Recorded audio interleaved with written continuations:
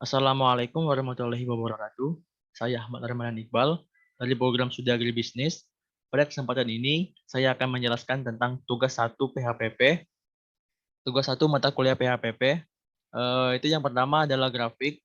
Grafik berikut merupakan grafik dari pasar monopoli, oligopoli, serta monopolistik. Grafik ini merupakan grafik untuk derajat diskriminasi harga yang pertama. Bisa dilihat dari grafik ini, perusahaan akan mencapai keuntungan maksimum pada saat marginal revenue sama dengan marginal cost, yaitu yang terjadi pada titik H, di mana Q sebanyak Q3 dengan harga atau P sebanyak P3.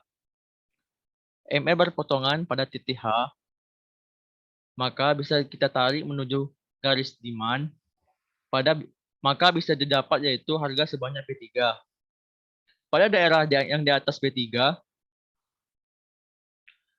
itu merupakan surplus konsumen. Untuk daerah yang di bawah P3 merupakan surplus produsen.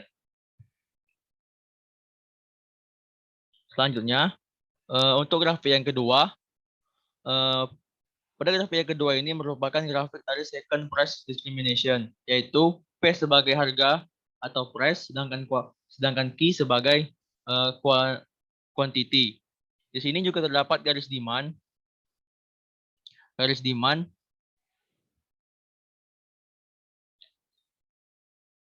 dan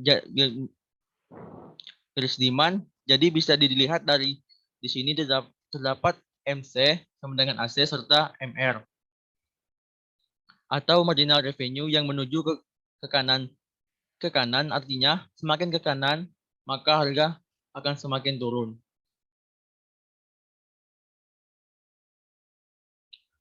Next, untuk grafik yang ketiga merupakan grafik diskriminasi derajat harga yang ketiga. Di sini bisa dilihat ada titik P atau harga serta Q quantity. Di sini juga terdapat Q1, Q2, dan Q total.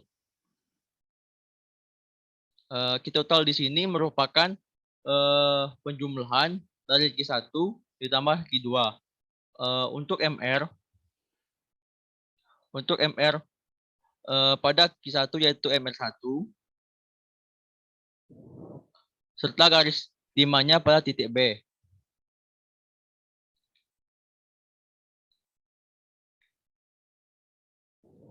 Merupakan harga Q1 dan P1. P1 dan Q1. Untuk Q2 MR-nya P2. MR2 dikali MR1 sama dengan MR2 sama dengan MC merupakan titik titik keuntungan maksimum. Ini merupakan titik keuntungan maksimum pada perusahaan tersebut.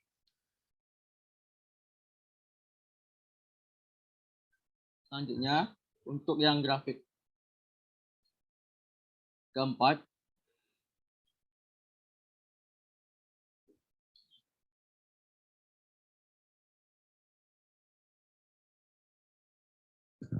di sini terdapat pasar 1, pasar 2, dan pasar total. Pasar total sendiri merupakan penjumlahan dari pasar 1 dan pasar 2. Bisa kita lihat MR1, MR2, maka MR total merupakan penjumlahan dari MR1 ditambah dengan MR2. Bisa juga dapat dilihat ada garis demand 1 dan 2. Maka demand total merupakan penjumlahan dari demand 1 dan demand 2. Bisa dilihat bahwa P1 lebih tinggi dari P total. P1 lebih tinggi daripada P total. Maka untuk pasar 1 pada harga 1 dan Q1 dapat dikatakan memperoleh keuntungan. Untuk P2 lebih untuk P2 lebih rendah daripada Q total, maka dapat dikatakan mengalami kerugian. Jadi diskriminasi harga pada pasar yang berbeda juga akan memperoleh keuntungan maksimum. Yang terakhir yaitu ada soal nomor 5.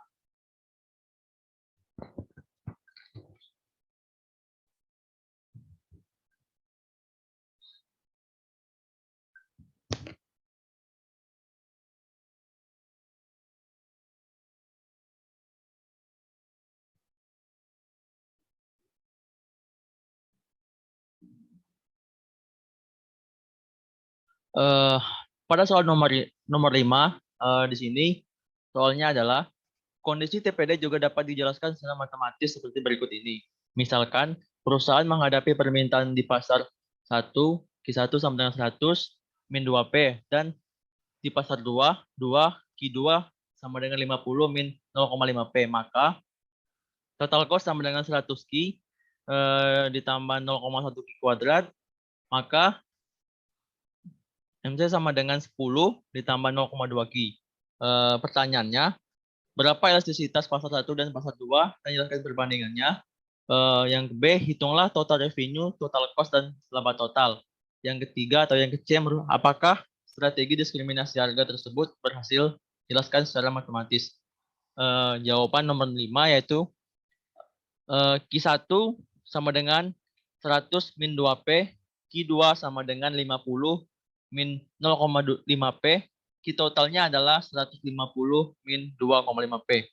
Maka selanjutnya dikerjakan dengan inverse demand function, di mana P sama dengan 50 min 0,5 Q1, maka TR1 sama dengan 50 Q1 min 0,52 Q1 kuadrat. Selanjutnya P sama dengan 100 min 2 Q2, maka TR2 sama dengan 100 Q2 min 2 Q2 kuadrat. Sehingga P-nya yaitu 60 min 0,4 Q total. Selanjutnya, untuk fungsi marginal revenue-nya yaitu MR1 sama dengan 50 min Q1, MR2 sama dengan 100 min 4 Q2. Sehingga MR total sama dengan 60 min 0,8 Q total. Untuk biaya perusahaan dinyatakan dalam persamaan, yaitu total cost sama dengan 100 Q ditambah 0,1 Q kuadrat, maka MC sama dengan 100 ditambah 0,2 Q. MR sama dengan MC, maka 60 min 0,8 Q sama dengan 10 ditambah 0,2 Q, maka Q sama dengan 50 unit. Pada tingkat penjelasan tersebut, di mana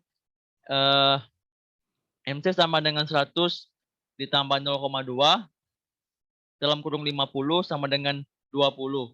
MR1 sama dengan MC, maka 50 min Q1 sama dengan 20, maka Q1 sama dengan 30 unit. MR2 sama dengan MC, maka 100 min 4 Q2 sama dengan 20, maka Q2 adalah 20 unit. Penentuan harga di setiap pasar adalah 30 sama dengan 100 min 2P, maka P1 sama dengan 35. Dan 20 sama dengan 50 0,5P, maka P2 adalah 60. Elastisitas harga di pasar 1 dengan P1 sama dengan 35 adalah E1 dalam kurung P1 dibagi Q1 dan Q1 dibagi P1, atau E1 dalam kurung 35 dibagi 30 dikali min 2. Dan hasilnya adalah min 2,33. Elastisitas harga di pasar. Sedangkan di pasar 2 dengan P2 sama dengan 60 adalah E1 sama dengan P2 dibagi Q2 dan delta Q2 dibagi delta P2 atau E2 60 dikali min 0,5 dibagi 20 hasilnya adalah min 1,5. Selanjutnya untuk total revenue di sini TR1 sama dengan 50 Q1 dibagi min 0,5 Q1 kuadrat sama dengan 50 dikali 30 ditambah 0,5 dikali 30 kuadrat. Untuk hasilnya yaitu 1950 satuan uang. Selanjutnya untuk TR2 sama dengan 100 Q2 min 2 Q2 kuadrat sama dengan 100 dikali 20 ditambah 2 dikali 20 kuadrat. Untuk hasilnya yaitu 2.800 satuan uang. Di mana dijumlahkan hasilnya adalah 4.750 satuan uang. Selanjutnya untuk total cost 10 dalam kurung 30 ditambah 20 ditambah 0,1 dalam kurung 30 tambah 20 kuadrat. Hasilnya yaitu 750 satuan uang. Selanjutnya dikurangkan hasilnya adalah labanya 4.000 satuan uang. Tanpa adanya diskriminasi harga, laba yang didapat adalah penjualan total maka Q total sama dengan 50 unit, maka harga jual P sama dengan 60 min 0,8 Q total, maka P-nya adalah 75. TR sama dengan 75 dikali 50 sama dengan 3.750. Total cost-nya adalah 10 dalam kurung 75 ditambah 0,1 dalam kurung 75 pangkat 2. Hasilnya adalah 1.312,5. Sedangkan untuk labanya merupakan jawabannya adalah 2.437,5. Untuk kesimpulannya adalah laba dengan diskriminasi harga 4.000 lebih besar laba tanpa diskriminasi harga dalam kurun 2.437, maka strategi diskriminasi harga berhasil. Baiklah, mungkin itu saja untuk penjelasan saya pada kesempatan ini. Lebih dan kurang saya mohon maaf. Saya akhiri. Wassalamualaikum warahmatullahi wabarakatuh.